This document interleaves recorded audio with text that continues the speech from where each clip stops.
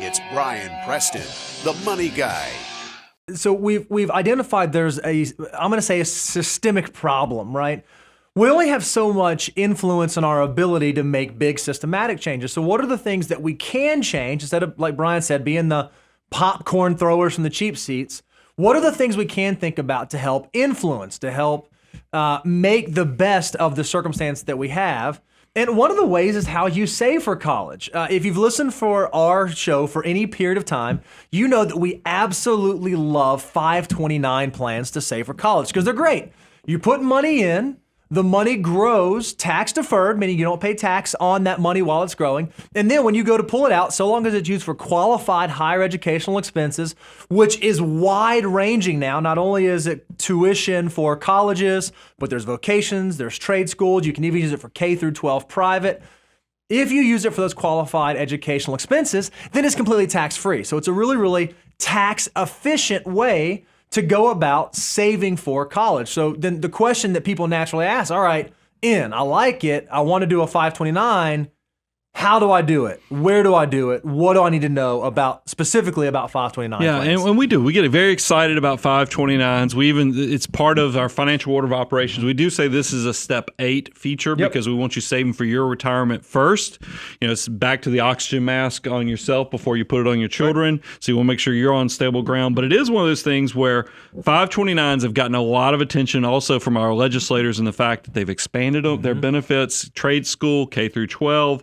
But we there's several resources. I like savingforcollege.com is a great website. I also like that Morningstar rates there and ranks some of the top 529s. Every year they come out with an updated study. But I got to tell you, the names that sit at the top are pretty consistent. And the three that kind of stick out is Illinois has a Bright Start college savings plan. Now here's something I do want to draw attention to people.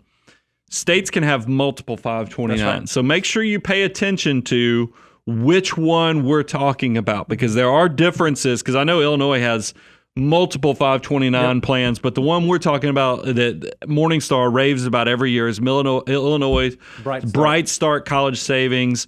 It looks like Michigan. I'm not as familiar with that Michigan Education Savings Program, but one that shows up, I feel like every year since 529s kind of came to be, is the Utah plan, My 529 plan. I believe Vanguard is the provider on that plan.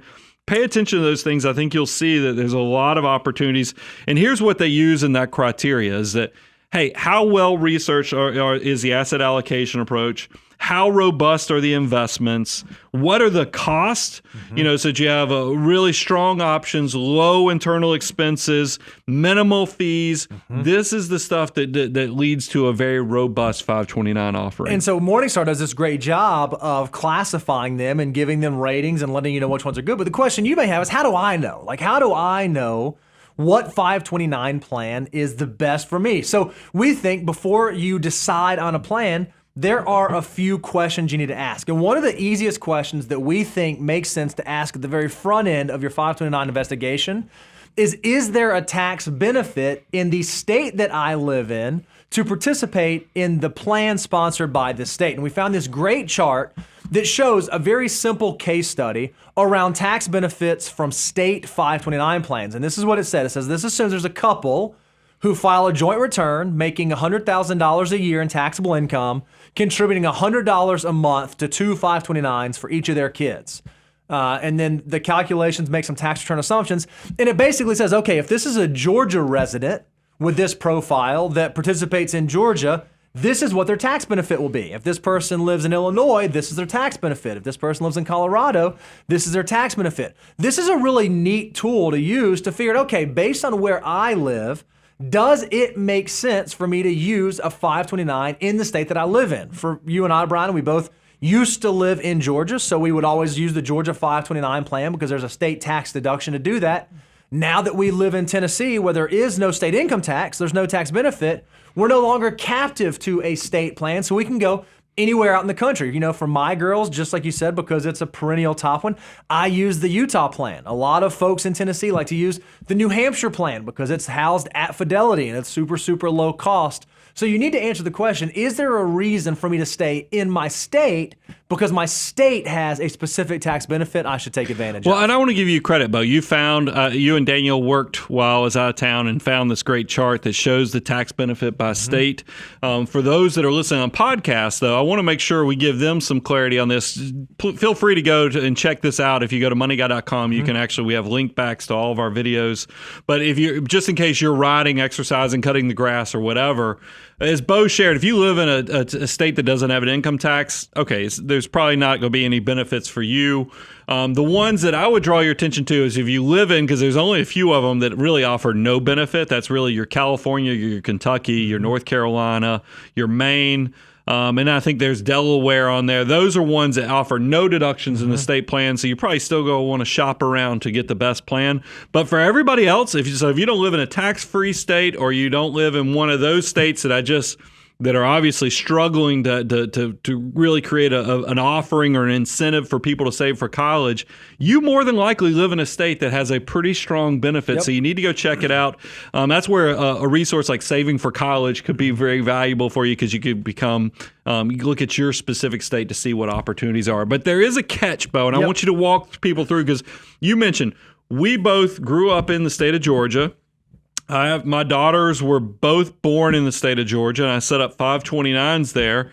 And I can tell you right now, I still have 529s in the state of Georgia because of this provision. So it actually worked. This is the reason that they put these provisions in place, is that a lot of these 529s, if you took a tax deduction, they don't want you to take that deduction and then leave the state. They want you to keep the assets in those plans. So you need to be careful of these clawback provisions. Yeah, number of states. If you try to move, phrase it, we live in a world now where we move. We don't necessarily live in one state for our child's entire childhood. So they might live in a number of different states.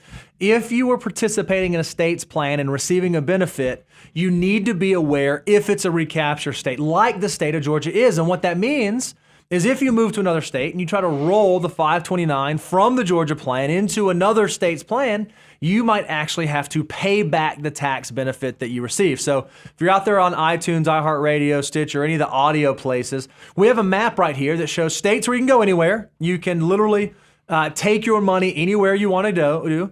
We have the states where you can get a state tax deduction, but when you leave, you can take the money with you. And then we have the ones you got to be careful of, the recapture states, the ones that will claw back that benefit. So you kind of need to answer two questions. One question is, does it make sense for me to participate in the state in which I live? And the second question is if my circumstances change and I move to another part of the country, is this a plan that I can take with me? Or, just like Brian has done, is this a plan I should leave behind? And there's nothing wrong with leaving it behind. You can still use the funds at any college across the country. It's not like if you have a Georgia plan, your kid has to go to college in Georgia, although they might want to because University of Georgia is amazing. But you can use those funds for anywhere else in the world or anywhere else that is qualified educational expenses for your kids. So you need to answer those too.